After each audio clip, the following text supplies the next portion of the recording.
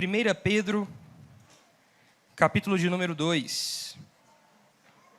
Nós vamos continuar a nossa série de mensagens enquanto aguardamos.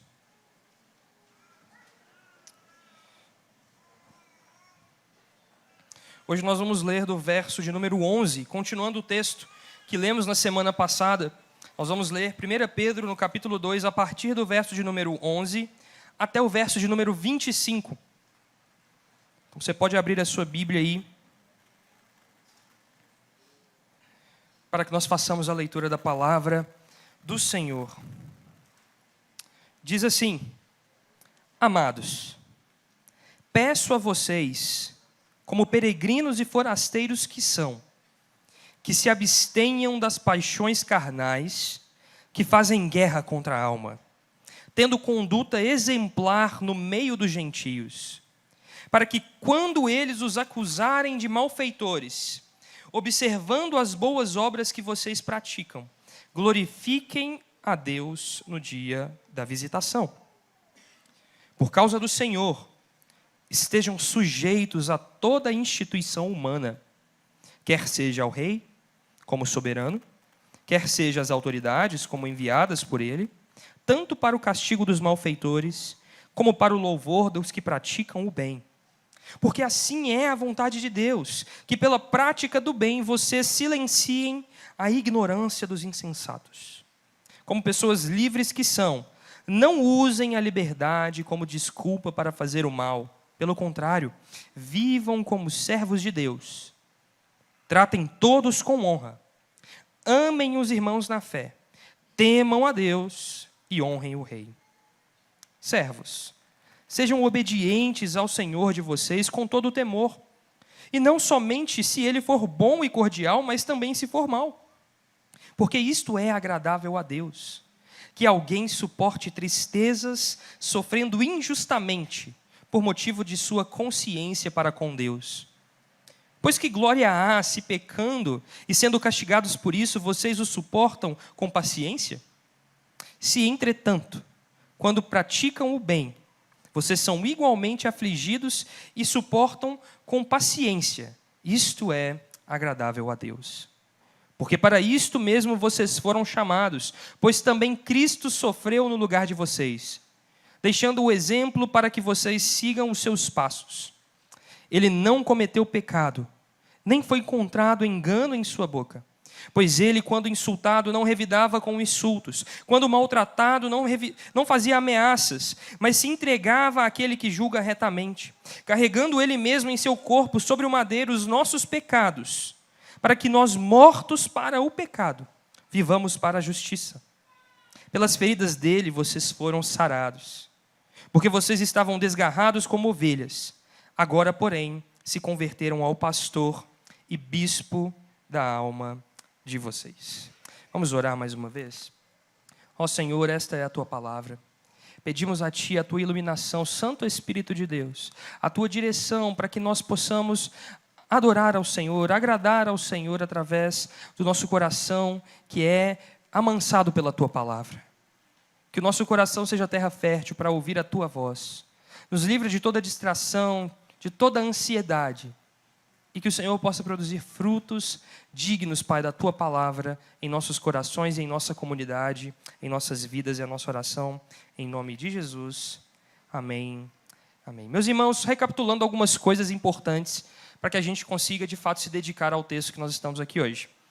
Na semana passada nós começamos no capítulo 2 falando a respeito da obra de Deus, da edificação da casa espiritual de Deus, nas palavras do apóstolo Pedro, se referindo à igreja do Senhor que está sendo construída. E que nós estamos alicerçados sobre uma pedra que era uma pedra que foi desprezada, mas se tornou pedra angular. Nas palavras do apóstolo Pedro, ele está se referindo ao Senhor Jesus. Nosso firme fundamento, a realidade na qual toda a igreja do Senhor é edificada.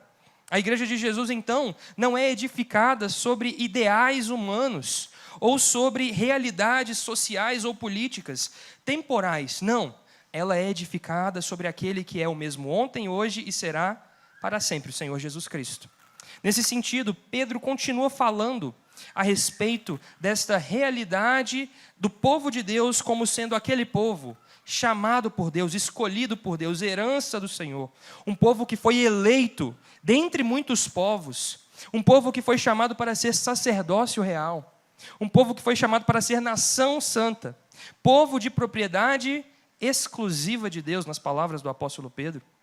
Nesse sentido, diante disso, Pedro agora, toda essa construção que ele havia feito desde o primeiro capítulo, desde os primeiros versos, trazendo a realidade do que é a conversão do povo de Deus, do que é a realidade do que nós vivemos como igreja, ele vai agora, de fato, entrar no seu principal objetivo, tratar do seu principal assunto. Então, nós fizemos uma divisão aqui, e eu quero deixar isso muito claro para vocês, para que facilite as nossas exposições bíblicas. Mas a leitura do capítulo 2, a partir do verso 3, até o capítulo 4, é uma leitura única. Pedro está falando sobre a mesma coisa. E aí a gente às vezes vê a Bíblia que nós temos na nossa mão aí, com vários capítulos e versículos, e a gente às vezes vai se guiando por eles. Mas se lembre que a Escritura é um texto. E o texto tem a sua unidade, o seu contexto.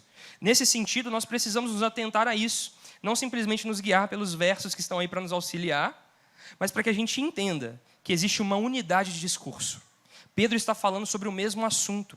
Por isso a gente não pode deslocar os assuntos à nossa própria vontade, de acordo com aquilo que a gente deseja falar. Mas hoje, nós estamos abrindo aqui, eu estou deixando isso claro para vocês vocês entendam que a separação que estamos fazendo aqui é simplesmente para fins didáticos. Mas a leitura daquilo que tratamos na semana passada, do que vamos tratar hoje, do que vamos tratar na próxima semana, deve ser feita uniformemente, unificadamente. Beleza, meus irmãos? Nesse sentido, quero trazer a vocês algumas realidades a mais. Pedro está escrevendo para aqueles irmãos que ele vai chamar, logo no início da carta, daqueles irmãos que estão na diáspora, que estão espalhados. Pedro estava escrevendo para vários irmãos, para várias comunidades que estavam nas províncias mais distantes do Império Romano. Se você se lembra um pouco aí das suas aulas de história, você vai lembrar que o Império Romano foi o maior império naquele período do mundo conhecido. Na realidade do mundo que nós sabemos, ele dominou desde a Europa inteira até a ponta da Ásia e norte da África. Nesse sentido, existiam cristãos espalhados em todo o Império Romano nesse período que Pedro está escrevendo. E aqui você tem que se lembrar que Pedro já não era mais aquele homem que havia sido chamado por Jesus naquela idade. Ele já estava aqui com muito mais idade do que ele tinha quando ele foi chamado, provavelmente bem mais idoso até, escrevendo já com muita maturidade, escrevendo através das suas experiências que foram maturadas pela ação de Deus. Nesse sentido, quando Pedro escreve a esses irmãos que são chamados por ele de forasteiros e peregrinos, essa é a palavra, essas duas expressões, elas vão aparecer o tempo inteiro na carta. Pedro está frisando algo muito importante. Eles estão deslocados da sua realidade. Concordam comigo? Um forasteiro ou um peregrino ou um estrangeiro é aquele que está deslocado da sua realidade habitual. E aí, quando a gente pensa nesse contexto mais moderno, tratando a respeito de pessoas que deixam seus países e vão para outros países, a gente entende um pouco da realidade do que está sendo dito por Pedro e da importância que Pedro dá a esse contexto, a essa realidade. Uma coisa interessante, eu estive viajando agora recentemente e pude ver. É interessante como a gente, mesmo fora da nossa nação, cultiva os nossos valores, os nossos ideais, a nossa forma de viver, a nossa gastronomia. E é por isso que em todos os lugares do mundo que você puder pisar, você vai encontrar uma comunidade brasileira que vai viver como se estivesse no Brasil. Muito forte isso, não é?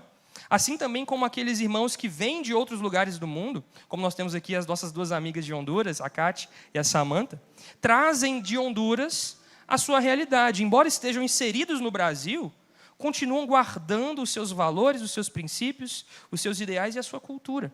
E isso é muito forte. Essa realidade que nos prende à nossa terra, que nos prende ao nosso lugar de origem, ela é muito forte. Não importa quantos anos se passem, quando nós preservamos isso, tudo isso vai sendo passado independente do lugar onde nós estamos. Pedro está falando a partir deste princípio. O que Pedro está querendo dizer aqui é o seguinte: vocês, povo de Deus, espalhado por todo o império, vocês não pertencem a este mundo. Vocês não são frutos do Império Romano, mas vocês foram nascidos de Deus, para ser um povo de Deus, caminhando em direção a uma pátria celestial, a uma realidade a qual vocês pertencem. Por isso os crentes são como forasteiros e peregrinos. Eles guardam os seus valores, no caso os valores do reino, os valores de Cristo, diante das realidades que podem ou não ser hostis à sua forma de viver. Pedro está dando essa ênfase aqui, meus irmãos. Ele está dizendo o seguinte: os cristãos são um povo diferente, que está deslocado na sua realidade. Mas eles devem zelar pelos mesmos valores e pela sua forma de viver, de maneira que aponte para seu lugar de origem, de maneira que as suas raízes sejam evidenciadas e que isso fique claro diante dos homens, diante daquelas realidades, sejam elas as políticas diante do contexto que estavam vivendo, ou até mesmo sociais. Por isso, o objetivo de Pedro aqui é trazer isso com muita clareza. Como aqueles irmãos que estavam espalhados pelo império, que eram estrangeiros, forasteiros e peregrinos, que estavam vivendo um estilo de vida cristão diante de uma realidade hostil. Porque, se vocês se lembram, o império, embora aqui nesse momento da história ainda não houvesse acontecido a primeira perseguição institucionalizada pelo Império Romano, embora isso não tivesse acontecido, existia uma rejeição social por parte dos cristãos. Você se lembra de uma coisa interessante? Quando nós celebramos a ceia, o que nós dizemos aqui? Nós estamos comendo o quê? O corpo de Cristo e bebendo o seu? Não é isso? Imagine uma pessoa do primeiro século que não conhece a realidade cristã, ouvindo isso dentro do Império Romano. Aquele povo lá, eles estão praticando canibalismo. Eles dizem todo dia que eles se encontram para comer do corpo de alguém e beber do sangue de alguém. Parece bobo, mas essa era a forma como aqueles cidadãos do Império encaravam os cristãos. Aquele povo, eles dizem servir a um Kyrios. Kyrios é a palavra grega para senhor, mas só existe um senhor aqui no Império, que é César. Eles então são aqueles que se rebelam contra César, que se rebelam contra o governo. Percebe então como os cristãos eram vistos naquela sociedade? Embora não houvesse nesse momento, como eu disse, nenhuma perseguição institucionalizada, havia uma perseguição velada. Havia de fato uma realidade hostil para o cenário cristão. E isso poderia atrapalhar aqueles irmãos que estavam no império de talvez conseguir um emprego, de trabalharem em suas realidades. Talvez eles poderiam ser expulsos das cidades em que viviam, se fossem cidades mais simples ou pequenas. Tudo isso tem que ser trazido na sua mente quando você lê o texto bíblico aqui que nós estamos lendo. Pedro, então, está trabalhando essa realidade, esse contexto. E aqui ele vai trazer exatamente esses pontos. E eu quero destacar três. Três que Pedro vai destacar aqui na sua carta. 3 pontos principais. E o primeiro deles é exatamente essa realidade de que nós estamos no mundo, mas nós não somos do mundo. Veja comigo mais uma vez o verso de número 11 e 12. Diz o seguinte: amados, peço a vocês, como peregrinos e forasteiros que são, que se abstenham das paixões carnais que fazem guerra contra a alma, tendo conduta exemplar no meio dos gentios, para que quando eles os acusarem de malfeitores, observando as boas obras que vocês praticam, glorifiquem a Deus no dia da visitação. A primeira coisa que eu quero destacar aqui é o tom de Pedro. Pedro se refere a esses irmãos como amados. Pedro estava distante desses irmãos geograficamente, muito provavelmente. Esses irmãos talvez nem sequer conheceram Pedro fisicamente. Mas Pedro está escrevendo a esses irmãos, que ele nem sabe o nome, talvez conheça um ou outro, talvez conheça algumas realidades, mas Pedro se refere a eles como amados. Essa é a parte inicial, o tom da sua mensagem, o apelo que Pedro faz é um apelo familiar, como um pai se dirigindo aos filhos, ou como um irmão se dirigindo aos irmãos. Ele diz: amados, peço a vocês. Essa é a primeira parte que eu quero destacar aqui. Esse vocativo familiar, esse chamado familiar de Pedro aos seus, da sua família, da grande família da fé, que é a comunidade cristã. Ele se refere a estes, dizendo o seguinte: vocês foram chamados pelo Senhor, amados pelo Senhor, porque você se lembra, Cristo foi entregue a nós, por nós, quando nós ainda éramos pecadores. Nesse sentido, isso demonstra para nós o grande amor de Deus, evidenciado na entrega do seu próprio Filho. Isso significa que nós somos verdadeiramente o quê? Muito amados. E é exatamente com essa classificação, com esse adjetivo que Pedro vai chamar estes irmãos. Vocês são amados irmãos. Por isso agora ele está trazendo esse tom, justamente porque as questões que ele vai tratar são de extrema importância. Amados, peço a vocês. E ele continua dizendo, como peregrinos e forasteiros que são. Como eu disse a vocês, este é um ponto central. Duas características centrais na mensagem que Pedro está entregando aos seus destinatários. Esse é o verdadeiro status daqueles que são chamados por Cristo para serem o seu povo. Nós deixamos de pertencer à nossa realidade local ou à nossa realidade social para sermos peregrinos, ou seja, aqueles que andam de maneira errante, de que vão a um lugar, param, vão para outro lugar, param, vão a outra realidade, e forasteiros, como aqueles que são sabidamente não parte de um povo. Percebe que isso é extremamente importante, porque isso se remete claramente à figura dos patriarcas. Pedro escreve lembrando-se de quem? Abraão. Se lembra que Abraão era peregrino e forasteiro nas terras onde ele chegava? Ele deixou a sua casa, a sua parentela e foi para um lugar que Deus havia de mostrar a ele. E enquanto ele estava nessa caminhada, ele peregrinava, parava, ficava em um lugar, caminhava mais uma vez, até que de fato aquele povo é estabelecido na sua terra, propriamente dita. Mas esse chamado de Pedro aqui é para nos lembrar desse status do cristão, do crente. Nós não pertencemos à realidade em que vivemos. Embora você possa ser brasileiro, ou você possa ser americano, ou você possa ser hondurenho, embora você esteja nessa realidade, você não pertence a essa realidade. A nossa cidadania, nas palavras do apóstolo Paulo, é a cidadania celeste. Você vive nessa realidade política, social que nós estamos hoje, mas você não pertence aqui. E isso é extremamente importante. Quantas vezes nós fixamos as nossas raízes mais profundas neste mundo? O chamado para seguir a Jesus é o chamado de montar a sua barraca e segui-lo, não é? Não fixar-se no lugar. Não estar extremamente enraizado com uma estrutura. Não ser extremamente apegado com aquilo que é estabelecido ao nosso redor. Por quê, meus irmãos? Porque nós não pertencemos a este mundo. Nós somos peregrinos e forasteiros. Essa é a sociedade daqueles que são chamados por Jesus. Somos nação de Deus. E não mais povo desta realidade, fruto desta sociedade. Estamos diante de Deus. E por isso, Pedro continua dizendo o seguinte, ele espera e ele pede para que esses irmãos vivam, por conta disso, de uma maneira exemplar diante do que ele vai chamar aí dos gentios. É interessante que Pedro vai usar a palavra gentio, que era muito utilizada no Antigo Testamento para se referir àqueles povos que não eram parte do povo de Deus. Gentio é todo aquele que não é judeu, de uma maneira clara, no Antigo Testamento. Mas o que Pedro está fazendo aqui tem conexão com o que ele falou no que eu falei na semana passada, que Pedro havia escrito antes. Ele está dizendo o seguinte, vocês agora são povo de Deus. As bênçãos de Abraão, as bênçãos do Israel de Deus, agora repousam sobre vocês também. Nesse sentido, quando ele diz gentios, ele está dizendo daqueles não crentes.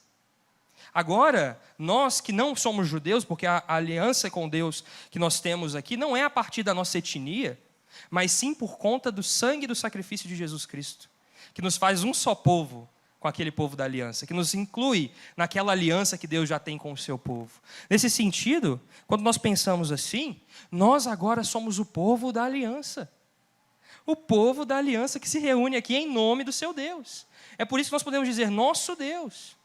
E por isso nós podemos desfrutar das mesmas bênçãos da palavra de Deus para o seu povo. Nesse sentido, aqueles que não fazem parte da aliança, aqueles que não depositaram a sua fé e confiança no Senhor Jesus, que não estão dentro da aliança que Deus estabeleceu com o seu povo, são chamados aqui por Pedro de gentios. Beleza? E isso é importante. Pedro está dizendo o seguinte, embora vocês vivam diante da realidade hostil que vocês já vivem, saibam que vocês devem testemunhar entre os gentios. A conduta de vocês deve ser ressaltada diante da sociedade que vocês vivem. Vocês podem não partilhar dos mesmos valores e princípios. E essa separação, ela pode não ser resolvida aqui de uma maneira básica, mas a verdade é que, mesmo diante dessa distinção clara que há entre o povo de Deus e aqueles que não creem, aqueles que não fazem parte do povo de Deus, nós devemos ter uma conduta exemplar, uma conduta que exalta o nosso Deus diante dos gentios.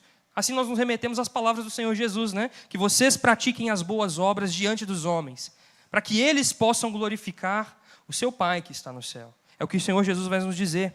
A partir daquilo que nós estamos vivendo, o nosso propósito deve ser glorificar a Deus diante e entre esta sociedade que vivemos. Percebe então que Pedro não desloca os crentes da realidade em que vivem. Pedro jamais poderia fazer isso dizendo: se afastem, saiam destas cidades, saiam destas realidades. Embora a gente saiba, meus irmãos, que muitas pessoas hoje vão pensar assim: eu quero sair daquela cidade, eu quero sair daquela muvuca, quero ir para um lugar afastado. Essa não é a orientação da palavra de Deus. Sabe por quê? Embora a gente pense que a cidade é algo destrutivo, Deus incluiu as cidades em seu plano. Se lembre que no final da história, o que descerá do céu para habitar conosco é uma cidade chamada Jerusalém Celestial. Por isso, as cidades são importantes no cenário do povo de Deus. Deus enviou o seu povo para as cidades, para que a gente pregue e viva a palavra de Deus. Para que a gente possa ser, de fato, esse testemunho claro entre os gentios, daquilo que Deus está fazendo, daquilo que Deus está realizando entre o seu povo e a partir do seu povo.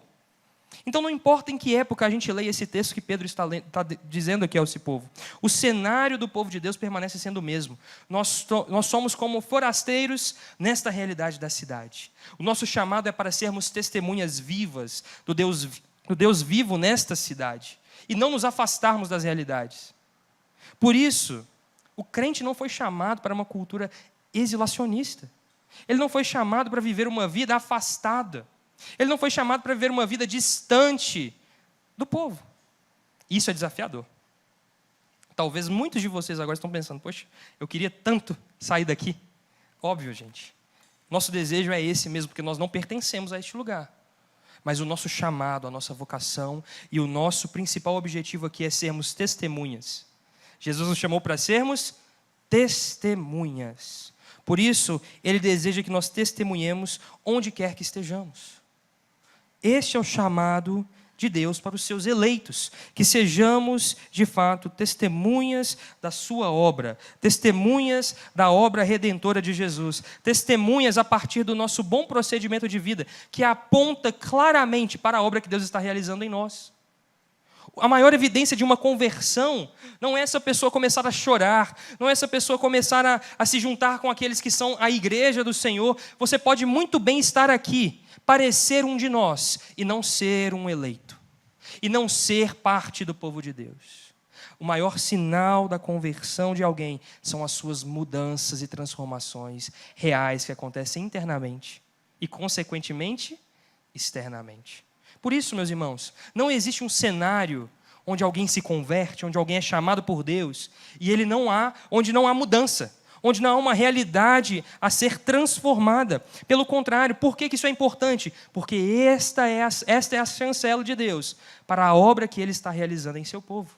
Por isso, o nosso chamado é para glorificar a Deus nas cidades, glorificar a Deus nas províncias dos impérios, glorificar a Deus onde quer que Deus nos levar, em qualquer realidade que Deus nos permitir estar, para que nós possamos glorificar o Senhor, mesmo diante das tribulações, mesmo diante dos climas hostis, mesmo diante das realidades, para que a nossa fé seja de fato fortalecida no Senhor. Tenha isso em seu coração. Nós estamos no mundo, mas não somos deste mundo. Estamos vivendo aqui em missão. A igreja que está aqui está com uma missão clara: testemunhar e pregar o Evangelho de Jesus, não importa o que aconteça. E esse chamado não pode ser revogado. E esse chamado não é dado a alguns do povo de Deus, é dado a todos. Saiba então que, embora você possa não ser um pastor, um líder, ou qualquer uma dessas realidades, você foi igualmente chamado por Deus para ser a sua testemunha. Sabe o que isso quer dizer? Você tem responsabilidade no reino de Deus. Você não foi chamado para sentar aqui no domingo e ficar no seu clima de berço esplêndido, sentado tranquilo. Não, você foi chamado aqui para que você ouça a palavra de Deus, para que você seja enviado para as realidades onde você estiver. E mesmo diante dos climas mais hostis, você seja testemunha de Deus entre os gentios. É para isso que você está aqui, meu irmão. É para isso que você foi chamado. É interessante que Pedro diz o seguinte, ele continua dizendo: vocês devem viver uma vida que é contrária às paixões que guerreiam contra a alma. Pedro vai usar essa estrutura de linguagem, você pode ver isso aí no verso de número 11. Perceba então que ele está dizendo o seguinte, óbvio, ele está apontando aqui para todas as realidades carnais que eram comuns à realidade do império. Todas aquelas realidades pagãs, todos aqueles cultos a outros deuses, todas as realidades provenientes deste mesmo momento. Pedro está destacando isso aqui. Alma aqui, meus irmãos, não está tratando a respeito de uma realidade incorpórea, mas está dizendo a respeito do indivíduo. Alma aqui como sendo o indivíduo que guerreia contra aquele indivíduo. Portanto, as paixões carnais são desafios. São desafios que estão diante de nós. Mas nós devemos nos lembrar que estamos em uma guerra contra essas paixões carnais. Os crentes, o povo de Deus, não é entregue às suas paixões. Antes, ele rejeita as suas paixões. E se estabelece de fato uma guerra aqui. Nesse cenário, diante da pressão, diante das pressões sociais, diante da demanda social para que nós possamos agir de determinada maneira, isso está fazendo guerra contra a nossa alma. Talvez as paixões pelas quais você deve lutar, as paixões que você deve lutar contra, sejam realidades deste século. Sejam pressões sociais para que você se posicione de determinada maneira. Sejam realidades que as pessoas vão, de alguma maneira sutil ou não, impondo para que você viva. Entenda que não é esse o chamado. Saiba que nós estamos em guerra contra as paixões. Lembre-se, a guerra não é contra o outro. A guerra não é contra o gentio. A guerra é contra as paixões. Isso é importante e isso deve ser destacado. Nós não podemos nos guiar pelo sentimento de sermos aceitos. Porque o que as pessoas mais dizem ser necessitadas hoje é o sentimento de pertencimento, como dizem. Uma sensação de se sentir aceito em determinado local. Isso não pode guiar o povo de Deus. Afinal de contas, nós nunca, jamais seremos aceitos como nós somos verdadeiramente na realidade em que vivemos. Isso tem que despertar você, meu irmão, para aquilo que nós estamos vivendo aqui. Nós somos chamados para guerrearmos contra as paixões, para guerrearmos contra os padrões e contra, talvez, esse fato de uma tentativa de nos sentirmos aceitos. Nós não precisamos ser aceitos pela realidade em que vivemos. Precisamos ser aceitos diante de Deus. E isso não é feito pela nossa postura, mas sim pela obra redentora de Cristo Jesus. Diante disso, nossa postura com a sociedade é testemunhar. Aqui eu quero destacar alguns pontos de aplicação. Existe uma guerra cultural acontecendo. Vocês sabem disso. Existe uma batalha nas redes sociais. Existe uma realidade que ela é escancarada diante de nós todos os dias. Seja através dos nossos convívios sociais, dentro das universidades. Gente, vocês talvez que não frequentaram universidades recentemente, mas aqui eu sei que tem muitos irmãos que estão passando justamente pelo momento universitário.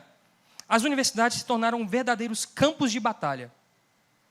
Nós temos professores aqui que atestam essas realidades. Eu mesmo presenciei diversas vezes como dentro dos ambientes universitários existe uma guerra instaurada, uma guerra cultural. E a tentação da igreja é engajar-se na guerra cultural. O que eu quero dizer a vocês é o seguinte: embora tenhamos aqui esta realidade de destaque que os cristãos devem ter de posicionamento diante da sociedade, para que até os gentios possam reconhecer que eles praticam boas obras, isso significa que existe um certo nível de contato entre obras que qualquer pessoa pode fazer, realidades que qualquer pessoa fora da aliança pode desempenhar, e também aqueles que são chamados da aliança. Existe um ponto de contato aqui, uma realidade comum. Muitas pessoas podem ser boas no padrão social. Podem realizar boas obras. Isso não tem nada a ver com a realidade da aliança. E quando isso está claro diante de nós, diante da realidade dessa guerra que se estabelece, nós cristãos devemos sim procurar pontos em comum com as realidades em que nós convivemos. Se nós estamos na realidade da universidade e encontramos desafios como estes, nosso papel como cristãos maduros é entendermos em que ponto nós podemos usar ali de contato para anunciar o evangelho a partir das boas obras que produzimos. Por isso a sua postura diante dos outros é importante. Por isso nós não podemos jogar o tabuleiro ao chão, né? Porque muitas pessoas hoje jogam o tabuleiro no chão.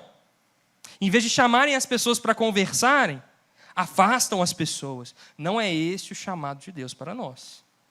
Nosso chamado é para testemunharmos. Para isso nós precisamos de esferas comuns de atuação e a cultura é essa. Por isso, saiba que a nossa guerra não é contra a cultura, embora existam elementos da nossa cultura que são completamente abomináveis pelo Senhor e pela sua palavra. Isso que é abominável nós rejeitamos. Mas nem tudo pode ser e deve ser desprezado. Nem tudo pode ser destacado para colocar-se no mesmo padrão. Perceba, então, que nós precisamos entender com sabedoria. E essa é a chave. Peça a Deus o quê? Sabedoria. Conhecimento da palavra de Deus. Para que você viva, de fato, de uma maneira equilibrada. Para que até mesmo os gentios, aqueles que não fazem parte da aliança, possam olhar a sua vida e glorificar a Deus. Possam olhar a sua vida e identificar ali os padrões de uma boa vida. Pedro está ensinando a estes irmãos a viverem uma boa vida enquanto aguardam a sua salvação completa. Isso é o que nós devemos atentar aqui. O chamado de Jesus para nós e a sua oração feita pelo próprio Senhor Jesus em João capítulo 17 é: Pai, não peço que os tires do mundo, mas que os guardes do mal. Nós estamos aqui para sermos guardados pelo Senhor, mas nós não seremos retirados das nossas esferas de atuação. Saiba, então, que a sua função na sociedade é extremamente importante no cenário cristão. Continuando o texto diz no verso 13 o seguinte: por causa do Senhor, estejam sujeitos a toda instituição humana. Aqui Pedro então vai adentrar em outro terreno espinhoso, em outra realidade difícil. Ele vai falar a respeito de como o crente, como o cristão deve lidar e se relacionar com relação à política e aos governos. Eu sei, meus irmãos, que isso é um assunto sensível. Eu sei que isso provocou uma série de situações, talvez não na sua família, mas em famílias que você conhece, talvez em realidades próximas a você, principalmente pelos anos eleitorais que a gente passa. O nosso Brasil sempre entra em um caldeirão.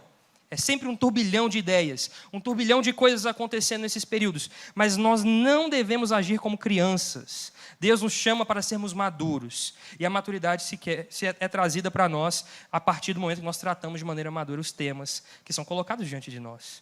E Pedro faz isso.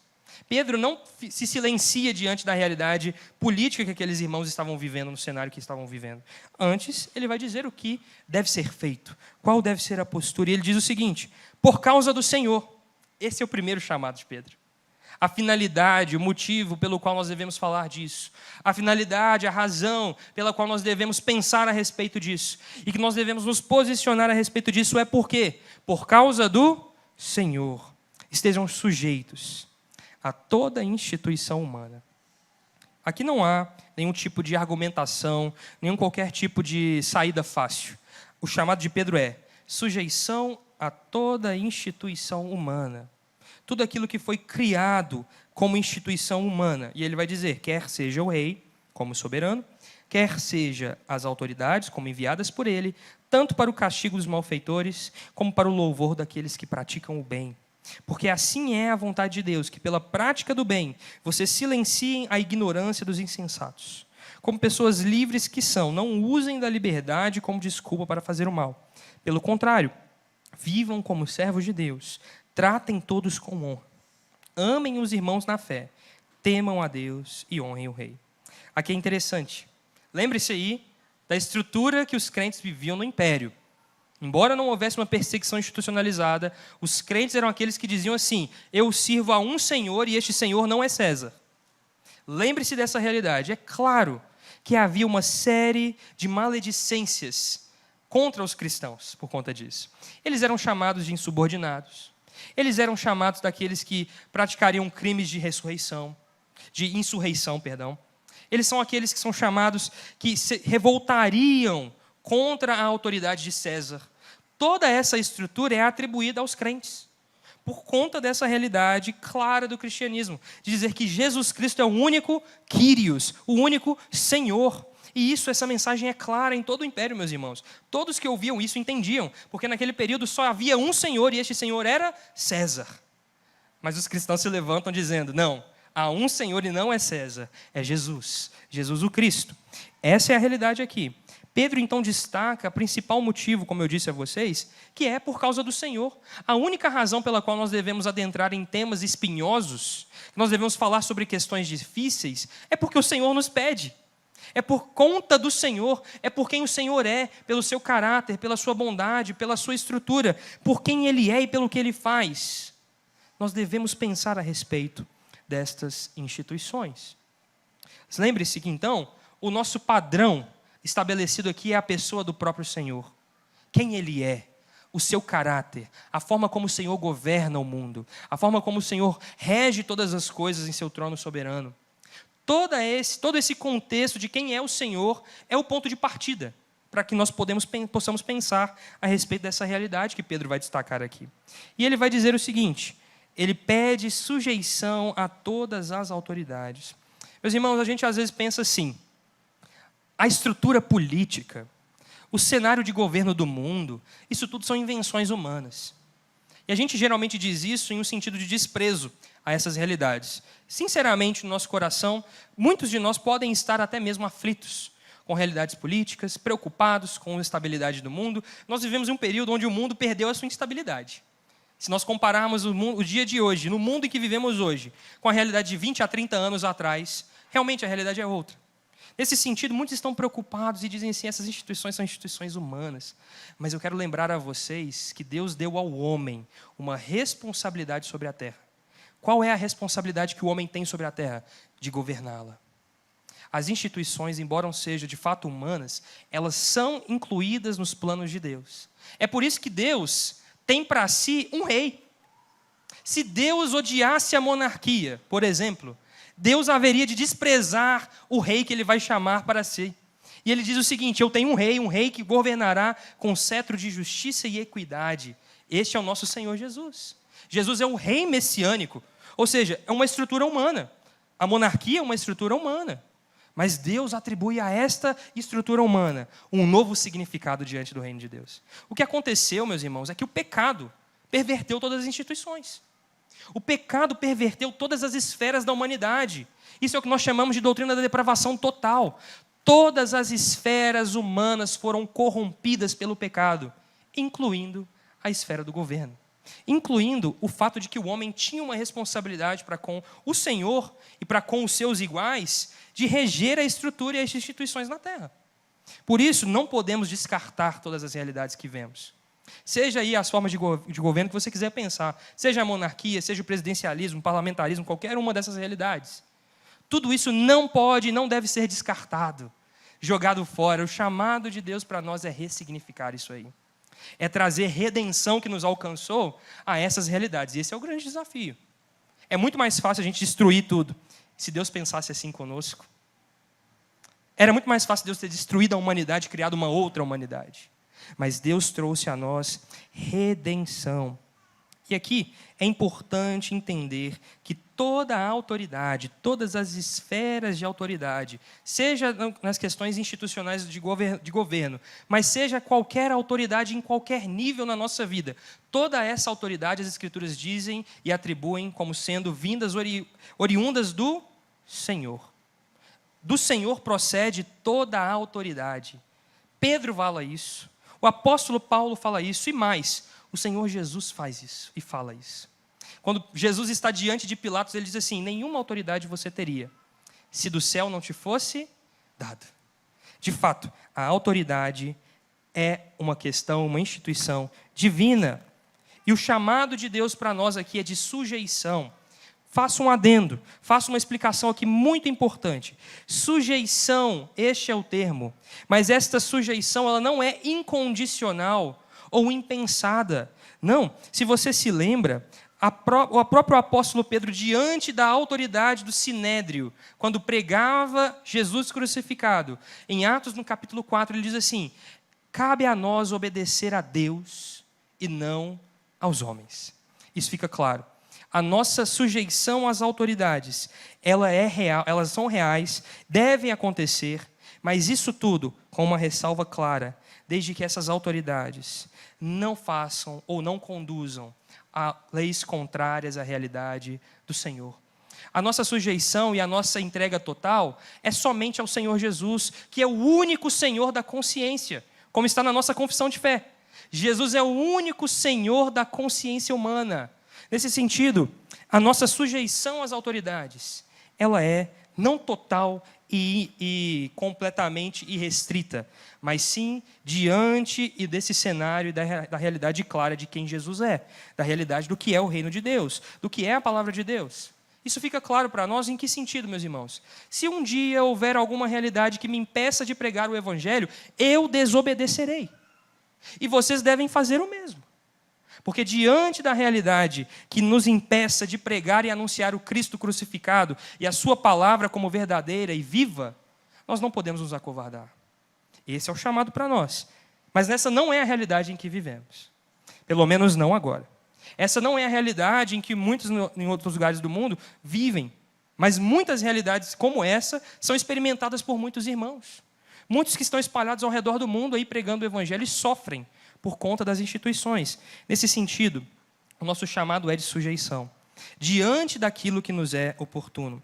É interessante que isso fica claro para nós na Escritura, quando diante do exílio babilônico, quando o povo de Israel foi tirado de Israel e foi levado para uma outra terra, para a Babilônia, quando isso aconteceu, a palavra de Deus nos diz em Jeremias, no capítulo 29, o seguinte: procurem a paz na cidade para onde eu vou levar vocês. Aonde eu estou, o Senhor usa a expressão, onde eu deportei vocês. Para onde eu deportei vocês, orem por ela, peçam ao Senhor, porque na sua paz vocês terão paz. Percebe, então, que o chamado de Deus para nós, diante da sociedade em que vivemos, é orar pelas instituições, nos sujeitarmos às instituições naquilo que nos é cabido, e não vivermos uma vida de subversão. Infelizmente, muitos têm confundido isso nos dias que vivemos. O que nós temos visto diante das realidades aí é um péssimo testemunho da cristandade diante das instituições, meus irmãos. Eu sei que esse é um assunto sensível, mas é minha responsabilidade tratar isso com vocês como igreja madura que nós somos. Nós precisamos ter consciência das nossas responsabilidades civis. Nós precisamos ter consciência daquilo que cabe a nós. Seja para cuidar da nossa família, cuidar das nossas crianças, cuidar da nossa casa, cuidar da sociedade. Porque nós precisamos orar pela nossa sociedade. Nós precisamos nos posicionar em oração. Mas o que eu menos tenho visto são pessoas orando. Mas as pessoas estão na internet militando. Eu tenho certeza. A cada momento existe um novo post sobre qualquer realidade do governo. Mas você já dobrou os seus joelhos, pedindo a Deus para que Deus faça a sua vontade na terra em que vivemos? Que isso desafie a você, assim como desafia a mim. Que você possa adotar uma posição madura de sujeição às instituições que foram dadas por Deus, não desprezadas por Ele. Para que nós possamos glorificar a Deus, se lembrando de que Jesus é o nosso único Senhor da consciência. E Pedro, quando fala isso, ele vai deixar claro, no final do verso de número 17, uma estrutura muito importante. Ele diz: respeito e honra a todos. Amem os irmãos na fé. Temam ao Senhor, somente ao Senhor. O nosso temor é para com o Senhor. Nós não tememos instituições, nós não tememos o cenário político do mundo, nós não tememos a instabilidade que o mundo pode entrar. Nós devemos temer ao Senhor e honrar o Rei. É interessante que Pedro vai destacar esses quatro pontos importantes diante dessa realidade. O temor é somente dado ao Senhor. Todos devem ser respeitados. Em termos claros aqui, Pedro está destacando a dignidade de cada ser humano. Cada ser humano tem em si uma dignidade. Por quê? Porque todos somos imagem e semelhança de Deus. Nesse sentido, todos têm esse respeito e honra. Mas o amor nós devemos entregar plenamente aos nossos irmãos da fé. Pedro destaca isso, o amor aos irmãos da fé. E por fim, a honra ao rei. Como um último destaque aqui, meus irmãos. Por isso nós precisamos pensar a respeito das instituições. Quando a gente olha para a palavra de Deus, como o povo de Deus se relacionava com as instituições de governo? Nós temos dois exemplos muito bons aqui. Primeiro deles, José. José foi levado a uma instituição de governo que poderia ser tida como inimigo do povo dele. Mas ele, diante daquela realidade, foi instrumento de Deus na sociedade, para abençoar aquele povo, e não somente aquele povo, mas todos os povos da terra. José se porta como um verdadeiro povo de Deus, um verdadeiro eleito de Deus, em um cenário completamente hostil a si mesmo. Mas diante do seu bom testemunho, Deus é glorificado a partir da vida de José. E vocês conhecem a história. Um outro exemplo muito bom é Daniel. Daniel, mesmo sendo enviado para a Babilônia, diante daquela nação que tomou o seu povo, destruiu a sua cidade, destruiu todo o seu contexto, Daniel não se revolta contra a Babilônia. Daniel não levanta a sua ira contra a Babilônia. Daniel se posiciona de maneira clara diante do Senhor e assume posições de destaque que o Senhor mesmo coloca. Para quê? Para que o nome do Senhor seja conhecido até mesmo entre os gentios. Que isso desafie a mim e a você, diante das nossas posições na sociedade em que ocupamos hoje. Por isso Deus não despreza o seu emprego. Por isso Deus não despreza a sua profissão, a sua formação. Jovem, se você está na faculdade, estuda. Se dedica.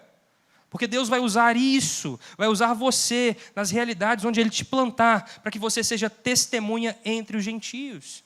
Não despreze o chamado de Deus. Não despreze as instituições de Deus.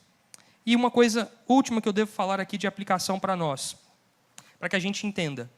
Muitas vezes, o governo injusto, a realidade injusta dos governos da terra, são instrumentos de Deus para o juízo de povos que se afastam dele. Assim como Deus usou nações ímpias para trazer juízo a Israel, Deus continua levantando governantes injustos para um povo injusto. O que nós devemos pensar é a respeito de como nós agimos diante de Deus. Como está o nosso coração diante de Deus? E um alívio, meus irmãos. Haverá um dia em que toda a injustiça da terra será lavada. Haverá um dia onde a cidade, nas palavras do apóstolo João em Apocalipse, a grande Babilônia, que é a cidade símbolo das instituições pecaminosas de rebeldia e rebelião contra Deus, cairá. Em Apocalipse, no capítulo 18, você vê ali a queda da grande Babilônia. E os justos de Deus celebram, haverá um dia, de fato, onde toda a injustiça, toda a instituição rebelde diante do Senhor cairá. E nós estaremos plenamente diante de um governo justo, de um Deus bom, de um Deus maravilhoso, de um Rei excelente e fiel, que é o nosso Senhor Jesus Cristo. Mas até lá, permaneçamos então sujeitos às autoridades, reconhecendo os benefícios que Deus traz a partir disso. E por fim, para que sirvamos ao Senhor como verdadeiramente servos diante de Deus. É o que Pedro vai destacar dos versos 18 ao verso 25. O serviço no trabalho. Embora Pedro estivesse falando aqui, no contexto da época, sobre a escravidão, que era algo que acontecia naquele período. E eu quero destacar a vocês. A escravidão aqui, nós não podemos nos relacionar com ela em um contexto anacrônico, ou seja, deslocado do seu período histórico. O que era chamado aqui de escravidão era uma realidade completamente diferente da realidade de escravidão que nós estamos acostumados a pensar nos dias em que vivemos. Os escravos aqui eram chamados de escravos porque se sujeitavam a um senhor e viviam as suas vidas diante dessa família. Era um serviço doméstico. E muitas vezes esses escravos, chamados escravos aqui, viviam uma vida muito, muito superior à realidade que poderiam viver fora dessa situação de serviço aos seus servos. E Pedro está destacando isso. Pedro não se levanta aqui contra a instituição da escravidão. Pedro não se levanta aqui contra as instituições de serviço. Mas o que Pedro faz aqui é ensinar aos crentes nessas realidades como eles devem viver para a glória de Deus. Isso pode ser aplicado a nós, no sentido mais direto, nas nossas instituições de trabalho. Como você se relaciona com o seu trabalho é importante diante de Deus. Ao seu serviço é importante diante de Deus. E aqui Pedro vai dizer o seguinte: Ainda que você esteja sob uma tutela, sobre um senhorio de um senhor mau, saiba que mesmo sofrendo injustamente, isso agrada a Deus. Meus irmãos, a gente costuma apagar, nos dias em que a gente vive, essa esfera da fé cristã. Porque a gente esquece que o nosso chamado é para sermos semelhantes ao nosso Senhor e nos igualarmos em seus sofrimentos. Mas o que as pessoas buscam na fé cristã hoje é uma vida de estabilidade e de felicidade e de riquezas. Não é isso. Não é esse o nosso chamado. Nós fomos chamados para sermos iguais ao nosso Senhor em seu sofrimento. Isso significa que nós devemos assumir em nossas próprias vidas o exemplo de Jesus e sofrermos. Quem quer isso? Quantos aqui aceitam o sofrimento que é colocado diante da fé cristã para aqueles que são chamados por ela? Por isso nós não podemos aceitar nada, meus irmãos. É por isso que Deus nos elege.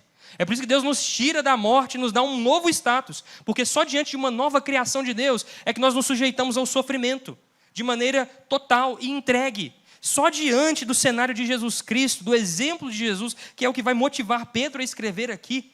E ele vai se dedicar, na principal parte desses versos aqui que lemos, a partir do verso de número 21, ele vai se dedicar a falar a respeito do exemplo de Jesus. Essa é a única motivação pela qual os crentes devem suportar os sofrimentos na vida em que vivem. Difícil, desafiador, no mínimo angustiante pensar que nós fomos chamados para esta realidade, para suportarmos o sofrimento. Mas esta é a verdade. Eu não posso ocultar isso de vocês, porque a Escritura deixa isso claro para nós. E esta realidade, mesmo diante das injustiças, talvez você esteja em uma situação, em uma relação de trabalho injusta.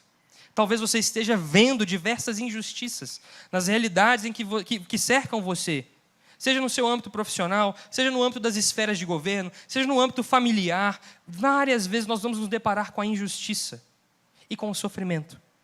Mas o cristão é aquele chamado a abraçar o sofrimento como um fiel amigo, à semelhança do nosso Senhor e Salvador Jesus Cristo, que abraçou todo o sofrimento por amor aos seus, que se entregou. E aí Pedro vai se destacar aqui, que Jesus, diante dos insultos, não revidava.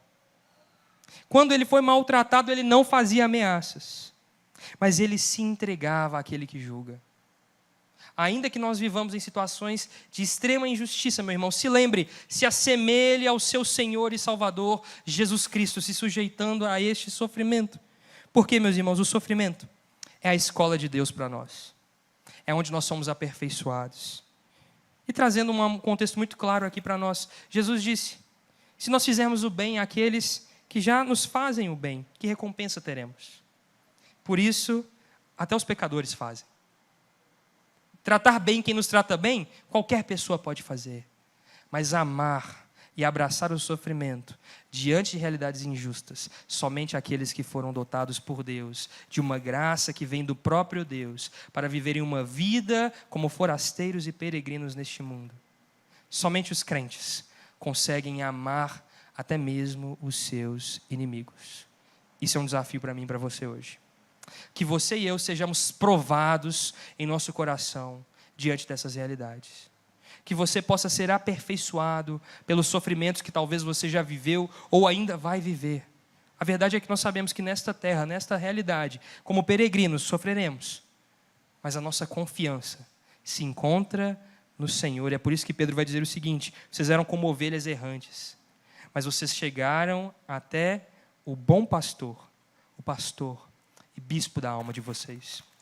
Embora nós estejamos diante de realidades injustas, nós temos um Senhor bom e justo que zela por nós. Que você seja animado sabendo que você tem um Deus bom e justo que zela por você. Que Ele fortaleça você. Que Ele fortaleça o seu coração no meio do sofrimento. Que Ele te dê ânimo e força e confiança plena nele e na sua palavra, para que mesmo diante de todos os cenários instáveis que a gente vive hoje ou possa vir a viver amanhã, a nossa confiança não seja abalada, porque estamos diante do bispo e pastor das nossas almas. Amém?